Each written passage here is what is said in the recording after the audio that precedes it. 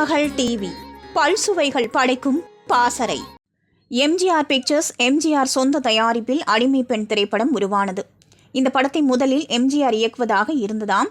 அதன் பிறகு எம்ஜிஆர் அந்த படத்தை தூக்கி போட்டுவிட்டு நாம் இந்த படத்தை இயக்க வேண்டாம், கே. சங்கர் இயக்கட்டும் என கே. சங்கரை வைத்து இந்த படத்தை எடுத்தார் எம்ஜிஆர். இந்த படத்திற்கு கே.வி. மகாதேவன் இசையமைக்கிறார்.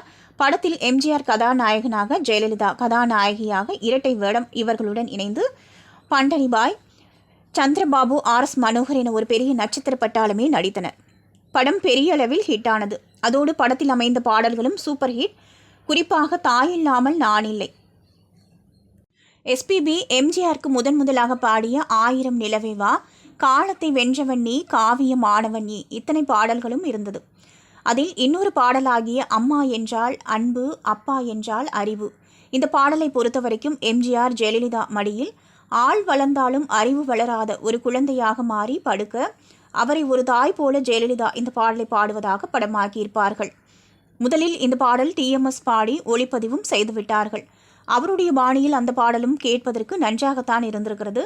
அதன் பிறகு வாலியிடம் எம்ஜிஆர் இந்த பாடலை ஜெயலலிதாவை வைத்து பாட வைத்திருக்கிறேன், எப்படி இருக்கிறது என கேட்டிருக்கிறார். உடனே வாலி, இதுதான் எனக்கு பல வருடங்களுக்கு முன்பே தெரியுமே என கூறினாராம். உடனே எம்ஜிஆர், இந்த முடிவை இப்பொழுதுதானே நாங்கள் எடுத்திருக்கிறோம், அது எப்படி உங்களுக்கு பல வருடங்களுக்கு முன்பே தெரியும் என கேட்டாராம். அதற்கு வாலி, அடே, இன்னும் எத்தனை ஆண்டுகள் கழித்து நீங்கள் என்னென்ன செய்வீங்க என்பதை நான் முன்பே பல பாடல்களில் தெரிந்தோ தெரியாமலோ தீர்க்கதரிசி போல சொல்லியிருக்கிறேன் அல்லவா என கூறினாராம். உடனே எம்ஜிஆர், என்ன சொல்றீங்க வாலி, தெளிவா சொல்லுங்க என கேட்க, அதற்கு வாலி, அரச கட்டளை என்ற படத்தில் ஒரு பாடல் வரும். இதே கே.வி. மகாதேவன் தான் இசையமைப்பு. ஜெயலலிதா ஆடி பாட சுசீலா குரல் கொடுத்த பாடல். அந்த பாடலை நான் தான் எழுதியிருந்தேன். என்னை பாட வைத்தவன் ஒருவன், என் பாட்டுக்கு அவன்தான் தலைவன் என்ற பாடல்.